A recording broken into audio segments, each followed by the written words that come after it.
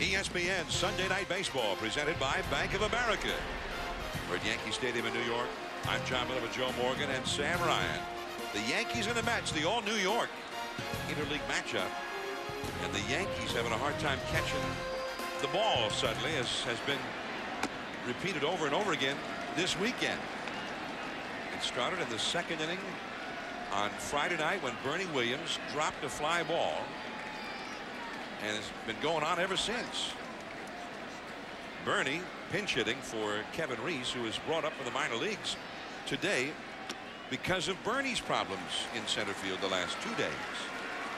Tony Womack was moved to center field, but the 3-run Mets rally here in the 7th began on a ball that managed to get over the head of Tony Womack out there. There's Kevin Reese, who walked and struck out in his 2 plate appearances in his major league debut.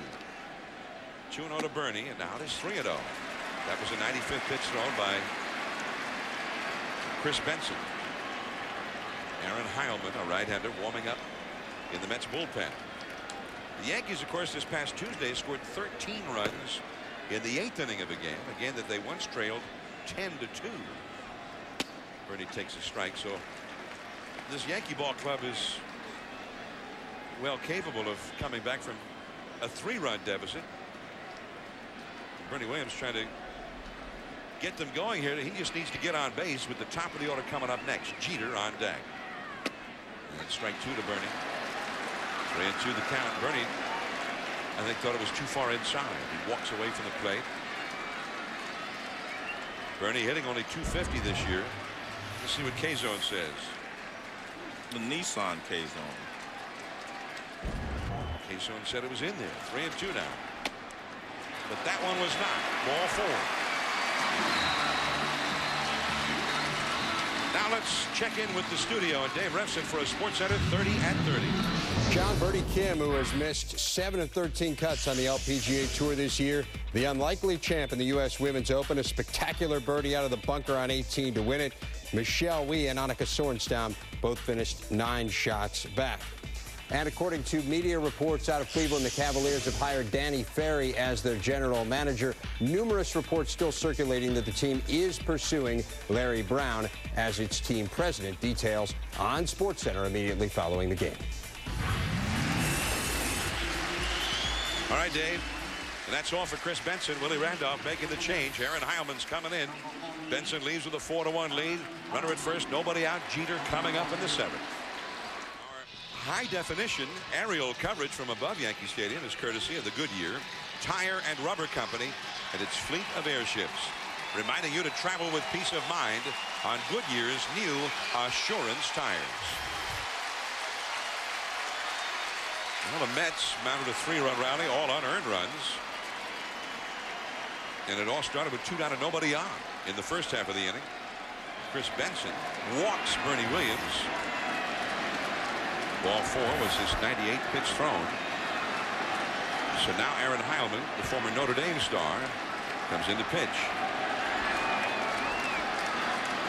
Derek Jeter on his birthday, 0 for 2 with a walk, and that's ball 1. Now the Mets bullpen is a work in progress. I asked Willie Randolph tonight.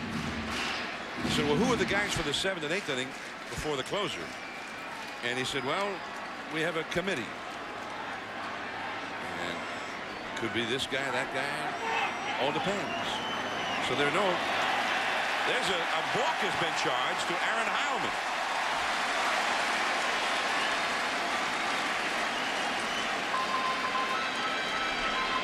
So Bernie moves over to second base.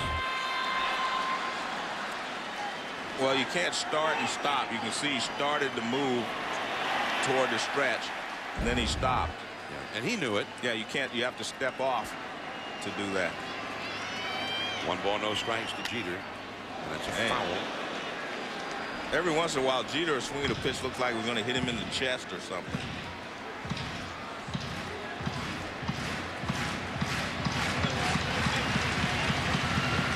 The Mets bullpen is going to get busy again. Heilman has been used as a starting pitcher for a time this year, and the Mets had some injury problems in the rotation. He did real well in that role.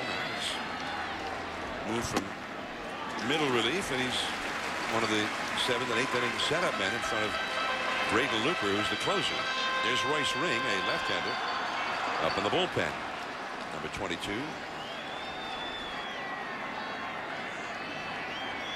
Jeter, the hitter, a left-handed hitter. Womack on deck.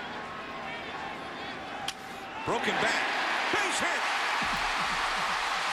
That will get Bernie Williams home, and Beltran throws through and gives away a base. The Mets had not even set up a cutoff play for that. They set up for a throw to second, and Beltran, for some unknown reason, threw all the way through and eliminated the ground ball double play possibility. Well, part of the problem was you have a first baseman, Woodard, who is not used to playing there. He didn't go to the cutoff position. He's supposed to go there, but it's no excuse for that. Beltran should have thrown to second base to keep the double play in order. You see here, it's a base hit. Bernie Williams was running anyway. He's going to get double off. He's caught, but Beltran comes up and fires it all the way. I don't even think they could have cut it off, even if you had someone in the cutoff position. And there you see Jeter going to second base. I mean, I don't have any idea what he's doing there. It's a 4-1 ball game. You should try to keep the double play in order. Derek Jeter gets an RBI on his birthday, and now the Yankees will pinch hit. It'll be Ruben Sierra.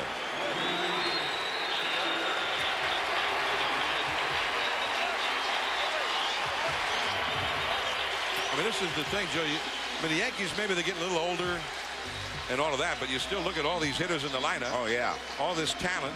Then they come up with guys off the bench tonight. Posada, Bernie Williams. Now, here's Ruben Sierra. They still have Tino Martinez. They're always capable of coming back. Not only because they have veteran players, but they have power. And here's some of that power off the bench now. And there's ball one from Heilman.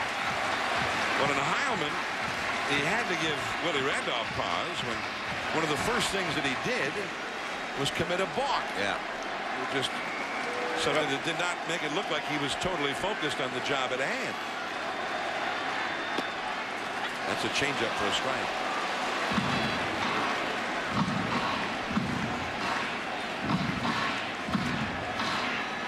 The Yankees, who last year were a great comeback team, and this year they've had 15 comeback wins, but not many of them late. A ball and a strike. Changeup. 1-2 now. Sierra has been excellent since coming to the Yankees. Actually coming back to the Yankees. Yeah. As a pinch hitter and a utility player and whatnot. As you see him swing at that changeup. But he has had only one hit in 16 at-bats as a pinch hitter so far this year. Hitting only .211 overall. Changeup. And actually, this is something that started the other day with Tampa Bay. Lou Piniella, you know, says that he's a fastball hitter, and Danny Baez, they threw him 3 straight changeups and struck him out. And now you see the same thing with Heilman, 3 straight changeups, and he strikes him out.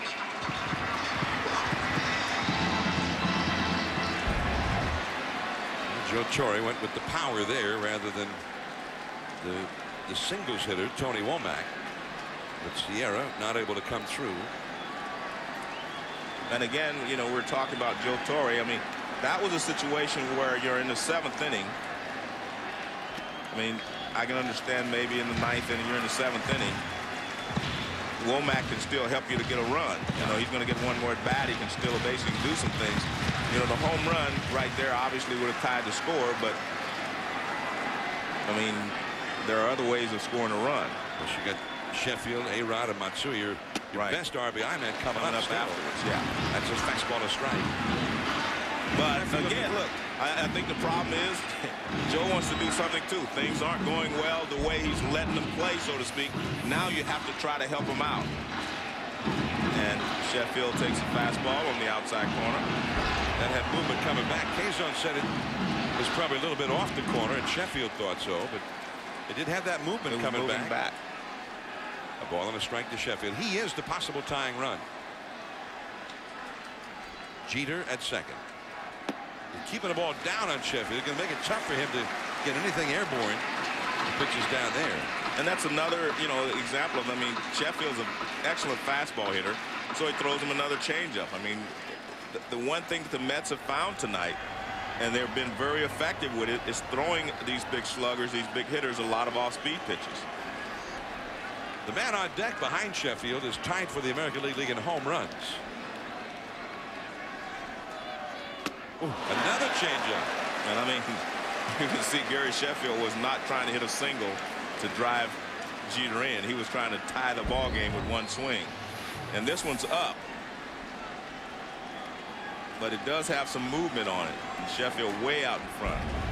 He read that as a fastball is the reason he attacked it like he did. You know, they're going to build a new Yankee Stadium.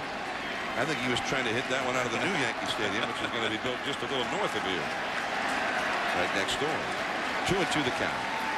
Jeter at second. Got a piece of it. Lunging at that one. Another changeup.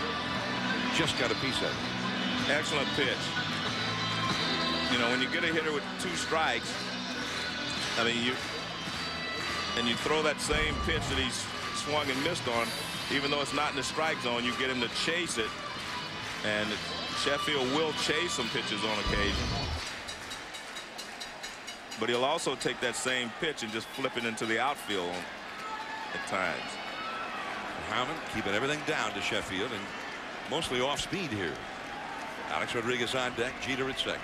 Fastball fouled back onto the net. And now Castro, the catcher, is going to run out to a conference here with Aaron Heilman.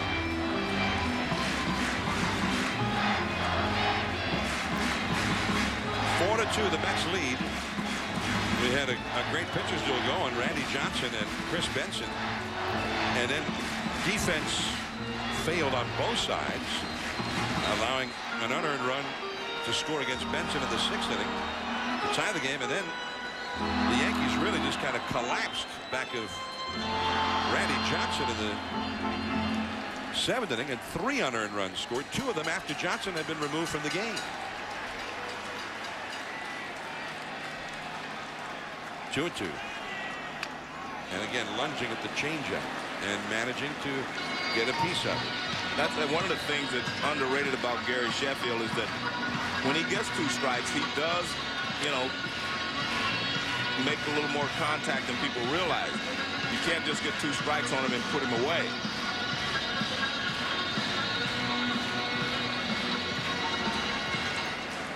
Sheffield, by the way, is hitting .394 this year with runners in scoring position, and one of the best in baseball in these kinds of situations.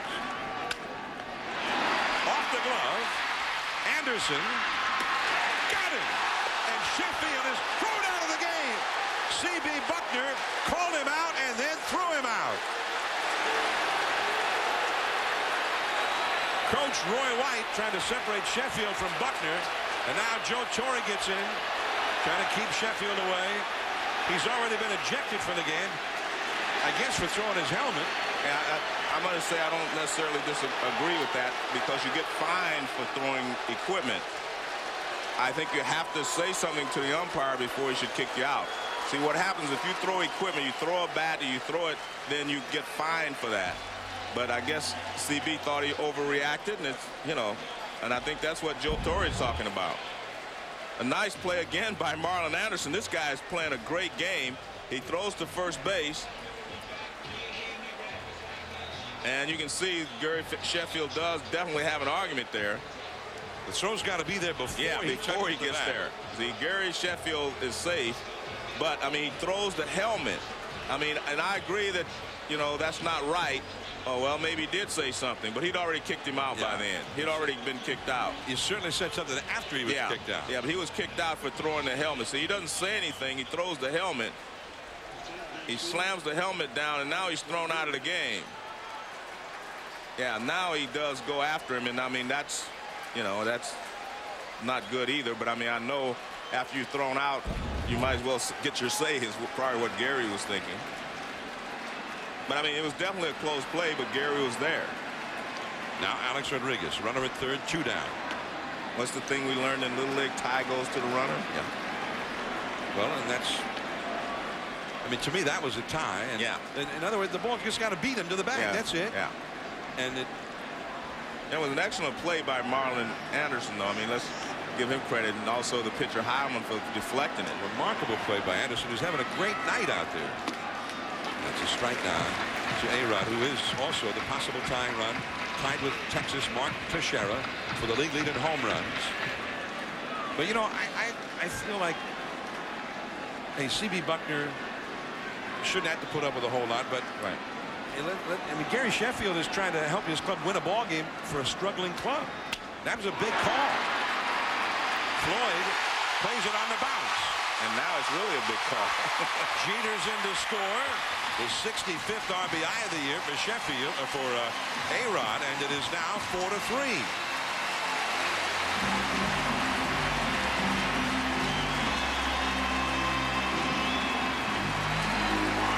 And Willie Randolph's coming out again. You've got the three left-handed hitters, Matsui, Giambi, and Cano coming up, and he's going to bring in a left-hander to face the three lefties.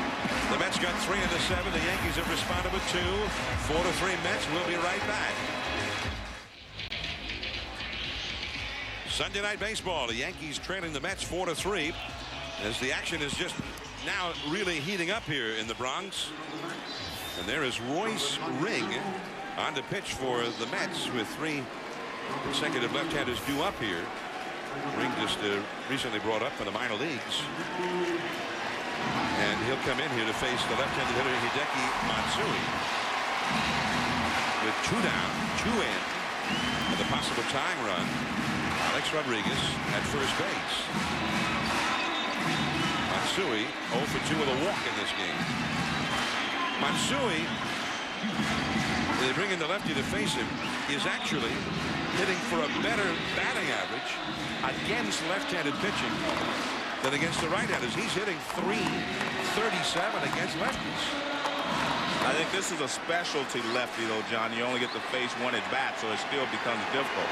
You know, if you were facing a left-hander in 3 at bats or a left-handed starter, you get 3 at bats against him. You're only going to get 1, and you can see that he drops down and kind of slings the ball. So he's not your typical left-handed pitcher that Matsui gets a chance to face. Slow curveball. It almost hit Matsui. You see, 337 against the lefties, only 280 versus the right-handers. Well, I think the big thing is the 3 home runs there. I mean, that's a lot of home runs. Yeah, it's just not a bunch of singles. Yeah. He's had 95 at bats against lefties and 3 home runs. Now, Roberto Hernandez, the veteran right-hander, is up and throwing in the bullpen as Castro, the catcher, out to speak with Royce Ring. The count is 2-0. Derek Jeter on his birthday knocked in the first run of this inning with a single and then scored the second run on A-Rod's single. 4-3. The Mets lead the Yankees. The Yankees will have to replace all 3 of their outfielders when they hit the field in the 8th inning. Now, Bernie Williams pinch hit for Kevin Reese, the left fielder, so Bernie will go in. He's an outfielder. Ruben Sierra pinch hit for the center fielder Womack. He can play the outfield. And then Gary Sheffield, the right fielder, got ejected from the game. They've got Russ Johnson, who can play some outfield on the bench. Well, now it's 3-1 to Matsui. Sheffield ejected after this close play. He was called out and then thrown out.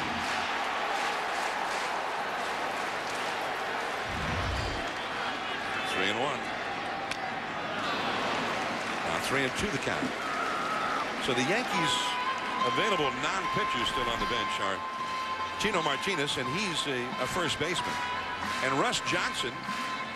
When we were here the last time, Joe, Russ Johnson was the first baseman that night. Yeah, well, he can play a lot of different positions, so they can put him in the outfield. I just feel that I'm not condoning Sheffield throwing the helmet, but I think the umpire had to realize that, hey, that's passion speaking. Right. He thought he'd beaten it. He's upset. I mean, it was the heat of the moment. I think he should have cut him a little slack on that one. There is Marlon Anderson. Slings it over to first. That play a little more difficult than it looked. Yeah. Beltran, Piazza, and Cliff Floyd coming up. 4-3 Mets. ESPN Sunday Night Baseball is presented by Bank of America, higher standards, and in part by Nissan, who reminds you to shift the way you move through the world. The famous Monument Park here at Yankee Stadium, memorializing several of the great Yankees who played here. And Carlos Beltran is gone on one pitch.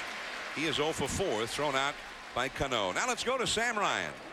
John, the general manager of the New York Mets, joining me, Omar Minaya, who described the last half inning as slow tension. You were feeling it down here. Now, I got to ask you, I was talking to you Friday, and you said at that point, 2 games under 500, you said, hey, I'm a buyer going into the trading deadline about a month away. We need to, boost up with some offense. What particular position would you look to boost up? Well, I don't want to say it's a particular position, but I do believe that we need to score, be able to have some more run production. Where we can get those, we're a pretty set team. So, I don't know. I really don't know what area it would be. But I think also our bullpen, I think we need to also improve our bullpen if we get the opportunity.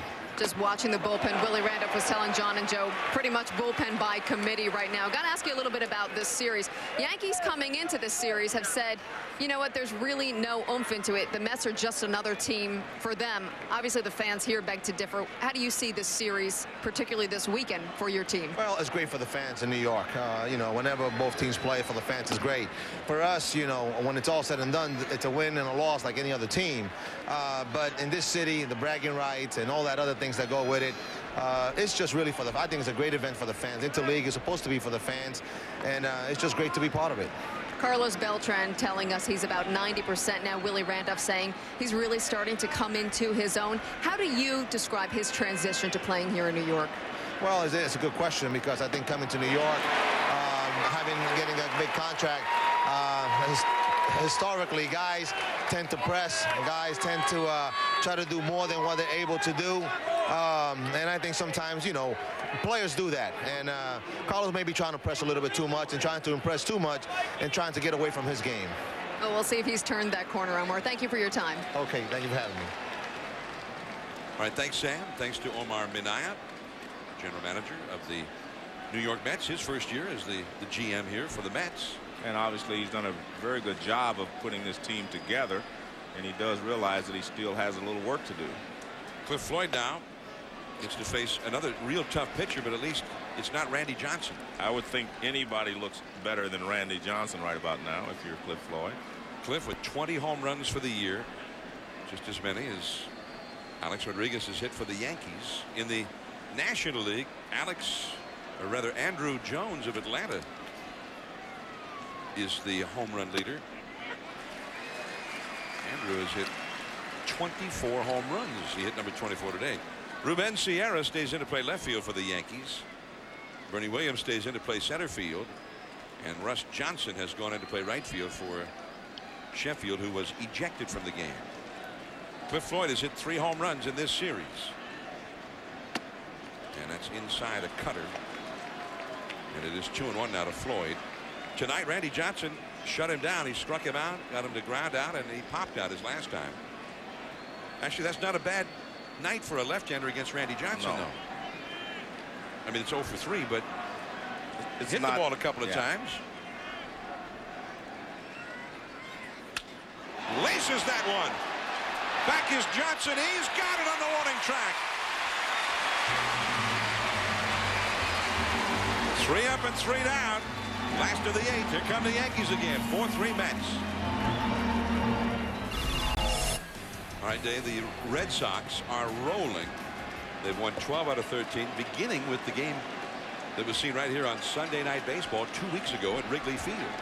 That was at the end of the week where they lost 2 out of 3 in St. Louis and had lost the first 2 at Wrigley. It was a big night for them. Tim Wakefield, I think he turned the season around for him right there with pitching that great game in Chicago.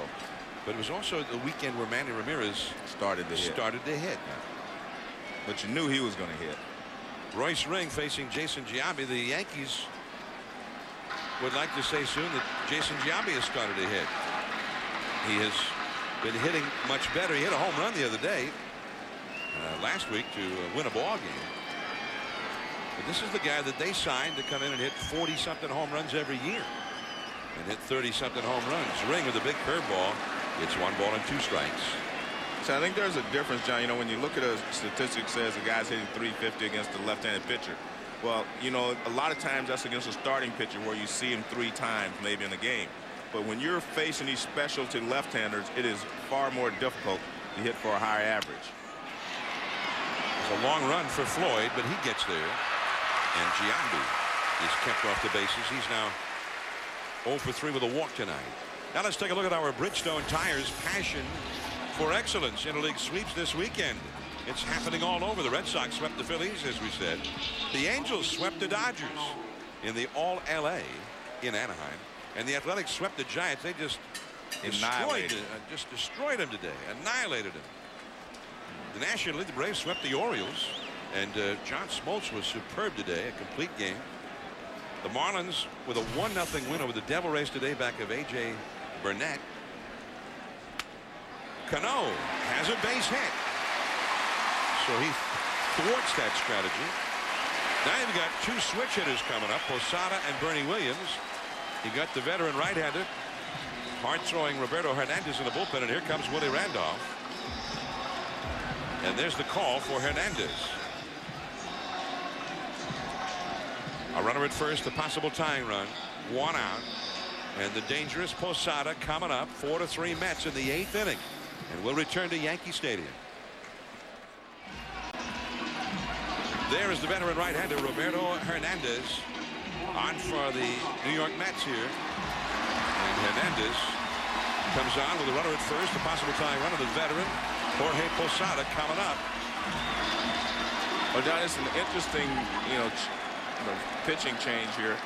Posada, Williams, they've all hit him well. And Jeter, they've all hit Roberto Hernandez well. And the reason, I believe, is because they're all good fastball hitters. And Hernandez is a fastball pitcher. He's also a fastball pitcher who is 40 years old. Yeah. But look at that. He's having a very fine year. He's throwing the ball very, very well. I've watched several games where he's pitched. But I'd also rather have Posada and Williams hitting at that left field wall than the right field wall. At Yankee Stadium, the house that Ruth built, and they truly seemed to tailor it for the Babe when it opened back in the 20s. He's got that short porch in right field. As you see the numbers, Posada has done well against Roberto Hernandez. And again, it's because he's a fastball pitcher, and they're good fastball hitters. 314 to the foul pole in right field.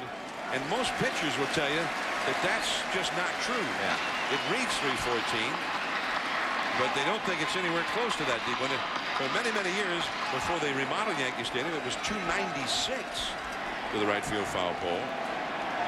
Well, you can see that he's trying to stay away with the fastball. And 3-0. Too high, apparently.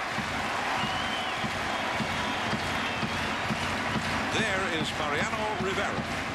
And should Posada tie into one here, or Bernie behind him, or whoever, they put the Yankees ahead, Rivera would come in to try and save one in the ninth, and he has been outstanding after getting roughed up in the first week of the season by the Red Sox. Well, there's a 4-pitch walk. That moves the possible tying run into scoring position. Cano moves over, and now Bernie Williams will come up.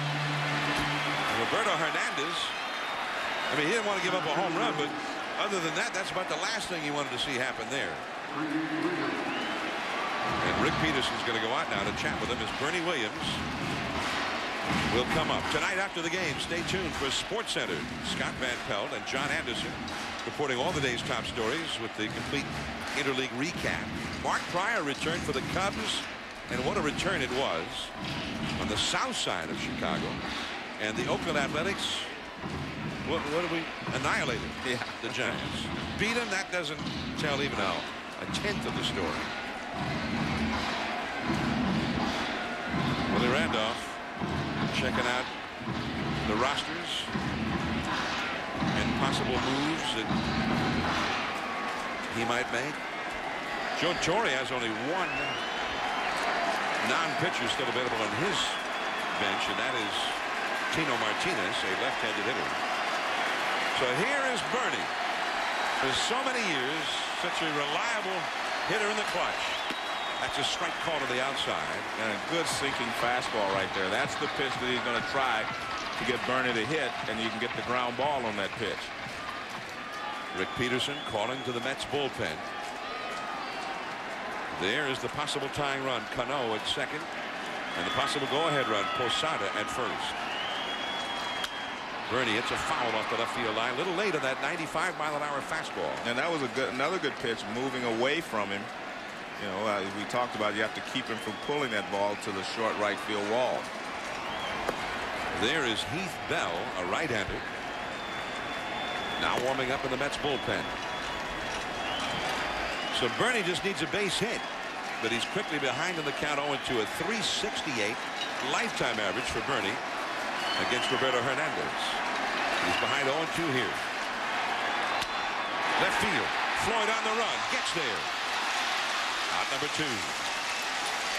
And so with 2 men on and 2 men out, that leaves it to another Yankee veteran of some great Yankee teams, Derek Jeter, on his birthday. Well, I tell you what, that was great defensive positioning there, because that was a line drive down the left field line, and that, you know, should have been a base hit in a lot of places, but they had him defense perfectly.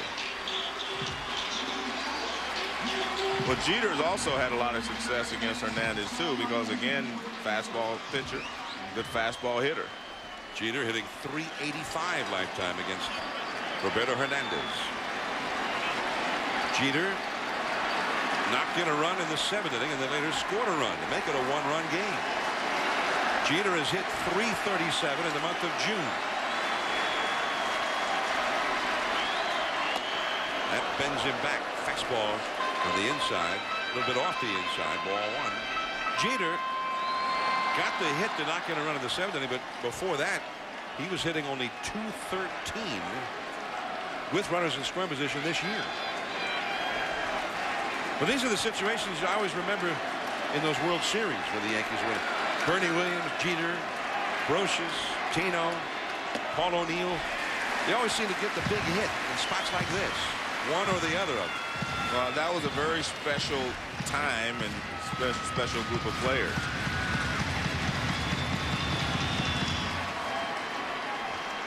Paul O'Neill and Brocious, long since retired.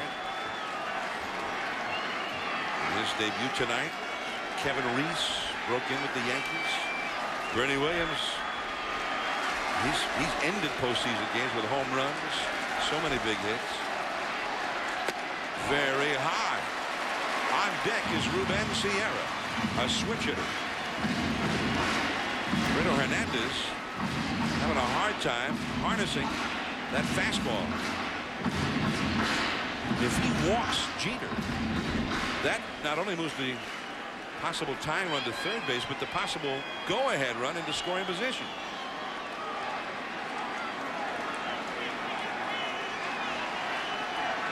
Three 3-0. Fastball to strike.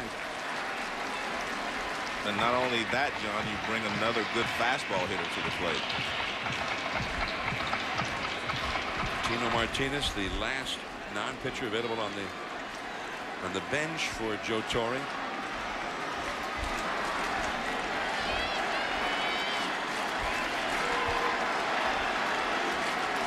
Three and 1. He walked him, and now the bases are loaded.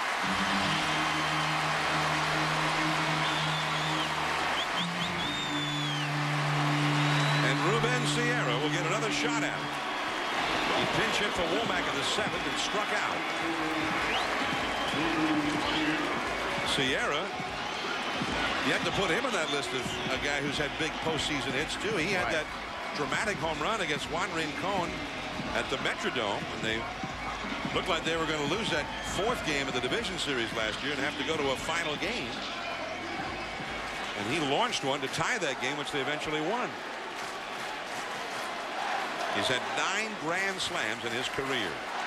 He's had 5 hits in 16 at-bats lifetime against Roberto Hernandez, including 2 home runs. The Mets lead by 1. Too low. And Hernandez does not really know where the ball's going right now. Well, I think he realizes that Jeter hits him well. He realized Posada hits him well. I mean, he realized all these guys that he had to come in the face, they hit him well, so he's trying to spot the fastball. He's faced 3 hitters and walked 2 of them. A base hit could put the Yankees ahead. That's a foul, and he has a 1-ball, 1-strike count. Now that one into the upper deck off the left field line. Heath Bell up in the bullpen. Not Braden Looper, the closer. Braden Looper, who's had some saves against the Yankees this year, but he has been real shaky against them at the same time. And there's Looper back in the bullpen dugout.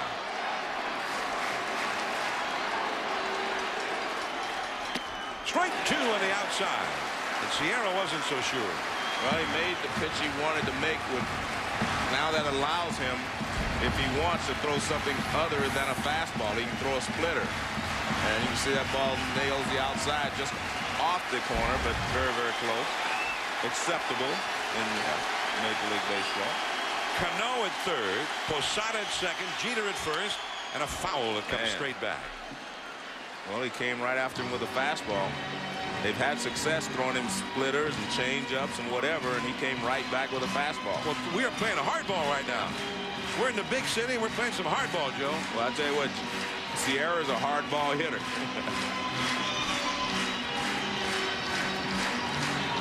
I mean, by now you'd think he'd had it pretty well set up for a splitter. Yeah, because he hasn't thrown a splitter. I mean, he's basically gone with the hard stuff, fastball. This inning, I think you have to show somebody something else other than that fastball. 1 and 2 with the bases loaded. Left center field.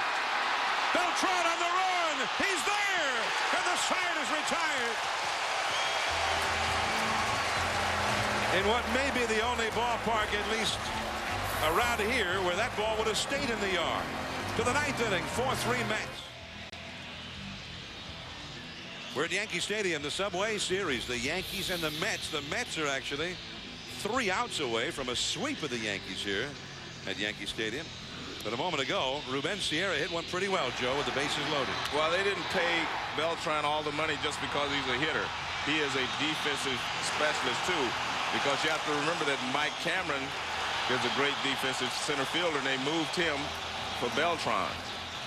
And there's Willie. You know, I mean, that's the life of a manager. I mean, you sit there and you say, well, can he get it? And then you realize that he can. Now all the tension's gone. Well, we can look at Willie's reaction again here, because as you see, Mariano Rivera, the great closer of the Yankees, comes on trying to save the deficit at this point and give the Yankees a chance to either tie or win against Braden Looper in the last of the 9th. Look at that, less than 1 run earned run average a game. He got off to a slow start this year. The Red Sox knocked him around a couple of times in the season opening series here at Yankee Stadium, and they made life so miserable for him that when the Yankees played the Red Sox home opener the following week at Fenway Park, he was introduced before the game when the players were all running out to the foul line. He got a standing ovation from Red Sox fans in a sarcastic way. David Wright 2 for 3. And that's inside for ball 1 from Mariano Rivera. Well, obviously Rivera has tied things together rather nicely since that first week. Woodward and Castro to follow. Going inside again and fouled into the upper deck. You know, if you look at this game, though, the Mets have actually played very well defensively. They made the error. David Wright made the error that led to 1 run. But they have played very, very well. Cliff Floyd has made some good plays in left field. Beltran has run down some balls in the outfield, and Marlon Anderson has played a great game at second base. Derek Jeter.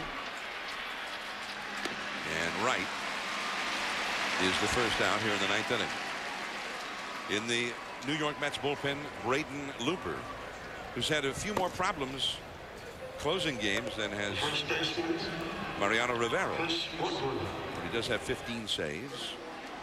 And he's the Mets closer right now, although they did acquire recently Danny Graves, who had been the closer for the Cincinnati Reds. Try and help bolster their bullpen. Here's Woodward, shows bunt, and takes a fastball for a strike. Woodward got a very big hit with 2 down and nobody on in the 7th inning. In a 1-1 game, he hit a double that just made it over the head of the inexperienced center fielder Tony Womack. That one is off the inside corner a little bit. He throws that cutter sometimes to the inside with a little movement back to the plate. But he's not gotten any calls in there this time. 1 ball, 1 strike. So Woodward scored the go-ahead run in that 7th inning after his double. And he scored it on one of the most bizarre plays. Actually, it wasn't that bizarre, just an error. a booted ground ball by the rookie Robinson Cano. But then 2 more runs scored on what truly was a bizarre play. Just a little slow tap by Reyes. There's Bernie Williams in right center. And that is out number 2. Woodward retires. Major League Baseball and the American Academy of Dermatology are teaming up for the 7th annual Play Smart when it comes to the Sun program. Log on to MLB.com for more information on this great program, an important program. 2 down, nobody on, and here's Ramon Castro. I mean, and you pointed it out at the time, Joe. Speed and the anxiety it creates, the problems it creates. Definitely. And Reyes hit about an 85-foot ground ball, and 2 runs ended up scoring in the play. And so the Mets are still leading. Castro is thrown out by Jeter. Last chance for the Yankees. They'll have Johnson in Sheffield's spot, Alex Rodriguez and Matsui. Big hitters coming up. 4-3 Mets.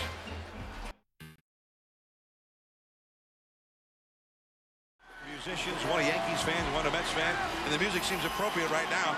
I mean, there is drama and there is stress right now. And for the New York Yankees, they are on the verge of being swept in their own ballpark by a club that has been second best to the Yankees, or second fiddle, for a long time here in New York. And there's Braden Looper on to pitch. Now the Yankees have Russ Johnson to lead off, but the only guy they've still got left on the bench is Tino Martinez, and Tino has come out. There he is. That, if they tie the game and go extra innings, that will create some interesting scenarios as to who's going to play where for the Yankees, and it could well mean that they'll lose the DH. But that's if they tie the game. Right now, they take that scenario if that's the best they could get.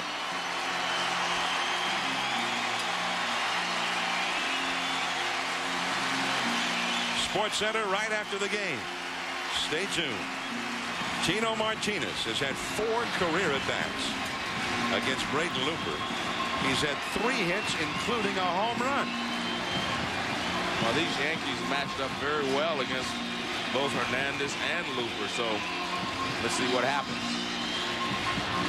Tino hit one of the most dramatic home runs ever seen in a World Series game. Game 4 in the 2001 World Series when he homered in the bottom of the 9th inning against Byung-Hyun Kim with 2 outs to tie a ball game. They were down by 2 runs. So here's Tino, had one amazing stretch earlier this year, and that is a changeup for a strike. Tino had a stretch of 12 games where he had 10 home runs, and that was like a life-saving situation for the Yankees at that point. They were about to drown. He has not had many hits of any kind since. Yeah, he's definitely struggling. And he's hurting. He's got the plantar fasciitis, or whatever you call it. Fasciitis. Sore foot. Yeah, Dr. Joe Morgan. He's got the sore foot. Yeah. I had that once, so I know what it is. I meant to go with that. You had some sore foot problems? Yeah. 2-1 now to Tino. Alex Rodriguez and then Hideki Matsui to follow. He's keeping the ball away from Tino, but now he's set up a real problem for himself. He really can't afford to walk Tino with a guy who's got a chance to win the Triple Crown of the American League coming up next.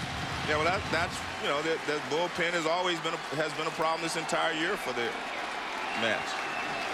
3-1.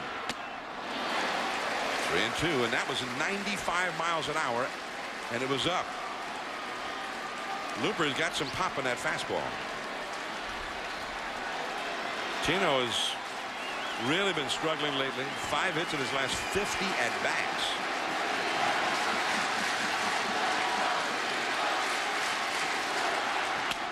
pop foul, and we'll go back out of play. Now Looper in the National League with the Mets right now, but he faced the Yankees as a late inning reliever with the Florida Marlins when the Marlins beat the Yankees in the World Series 2 years ago. He and Uguet Urbina were sort of co-closers. And Tino went up after that high fastball and fouled it into the upper deck. 3-2.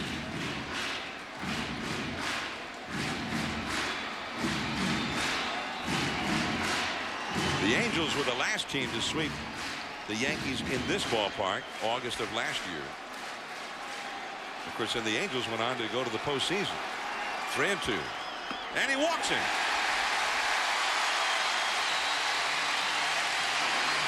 A leadoff walk in front of Alex Rodriguez. And Looper is unhappy. He gave up 2 runs here in Friday's ball game in relief of Pedro Martinez, but he had a 6-2 lead at the time. But he gave up the 2 runs when Alex Rodriguez hit a 2-run homer against him.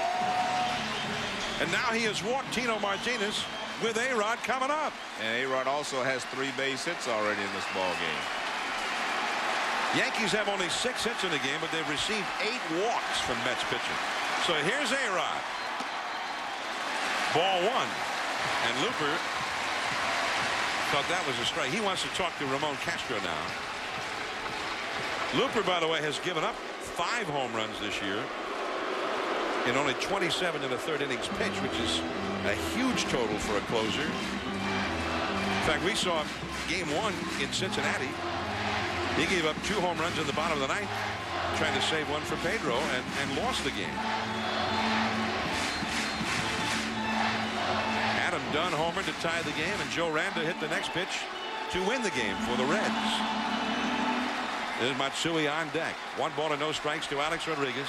He is 3 for 4 tonight. Got the fastball by him. A-Rod is hitting .336 for the season.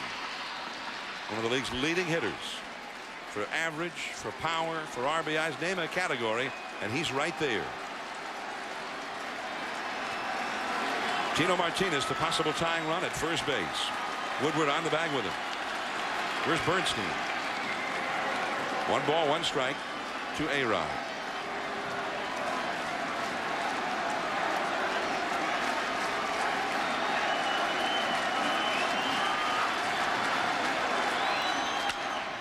That's a fair ball. Tino digging for 3rd, A-Rod for 2nd, with nobody out.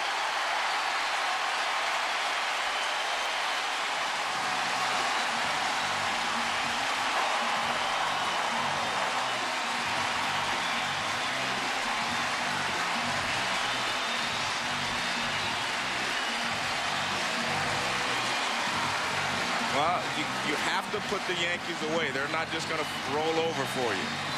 You know, I think they're in a situation here. I think you have to walk Matsui and go after Giambi. Another fastball down and in. This is off the plate. And you also have to wonder how they're not guarding the line, but, you know, it's this late in the ball game, but everybody plays their defense differently. Usually it's the worst case scenario defense, and you guard against the double. You just guard the line. I don't see how. Yeah, they got to walk him. I don't see how you can pitch to him. Yeah, they're going to walk him. Matsui has been a great RBI man. Well, truthfully, in this situation, it doesn't matter who the hitter is. I think you have to walk him and try to get out of this by giving him 1 shot with Giambi. Hopefully, hoping you can get the ground ball for the double play to get out of it. Because even if you pitch to Matsui and get him out, you still have to get 1 more hitter. You have to get Giambi out after that. So I think you walk him and then you try to get the double play. But, you know, I'd still have to question that defense because you just can't let them hit a ground ball inside the line like that. And interestingly enough, as this will be ball 4 to Matsui, this powerful Yankees ball club, that was their first extra base hit of the game. Giambi just 11 days ago ended the game in extra innings against the Pittsburgh Pirates, planting one on the upper deck. They had come from behind in the ninth inning against Jose Mesa to tie the game, and then Giambi brought back memories of days gone by. Willie Randolph has had a conversation with Looper. Well, the one thing we heard from Omar Minaya, the general manager, is that they needed bullpen help. We can see why. It's a difference if you hit them, you know, they get base hits, but to walk the leadoff hitter, you know, in a one-run ball game, you're always asking for trouble. So here is Giambi, 0 for 3 with a walk. The middle infield double play depth. They'll give away the tying run to get the double play here. Yeah, you can't play the mid infield in because obviously if a little bloop would lose the game or a weak ground ball through the infield.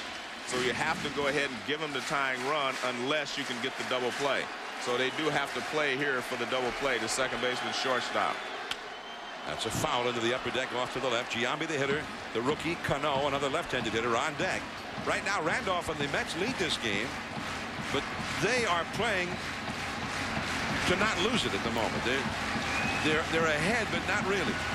Well, they were in a position where they were trying to protect the lead. Like you say, now they have to try to make sure that A-Rod doesn't score from second base.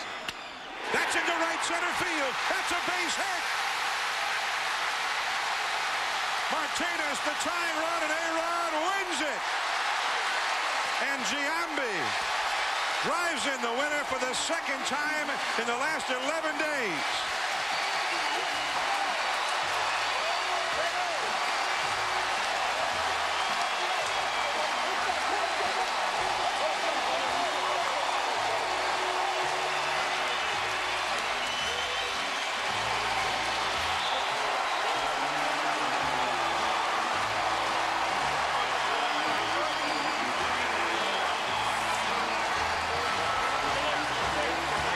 That's why you can never count the Yankees out. I mean, they have so many good hitters, so many smart hitters on this team. They know how to produce in late inning situations. Well, here's Sam Ryan with Jason Giambi. Jason, it doesn't get any bigger than this. Bottom of the ninth there, you had the bases loaded, nobody out. What was going through your mind? I was thinking take a good at bat. You know, the guys worked so hard today. We didn't quit, we battled. You know, we made a few mistakes tonight, but we just kept playing and plugging along. And, you know, I got a pitch I could handle. Saw it come out of his hand, change up, and, you know, just stayed on it and just wanted to hit it hard. Joe Torre was saying before the game, this team is tumbling. It's not for lack of effort. The guys are trying. How much of a relief is it for you guys? Oh, thank God. We needed this win big time. After having such a great homestand at the beginning and then stumbling against Tampa, we definitely, you know, we needed this win tonight. Jason Giambi, congratulations. Thank you so much. I appreciate it. John and Joe, back to you. All right, thanks, Sam. And the Yankees on the verge of being swept at home and heading off on a road trip to Baltimore. And Joe Torre, I thought in some ways he played this one like we used to see him in the World Series. Well, I think what Joe Torre does, he knows his hitters, he knows his people.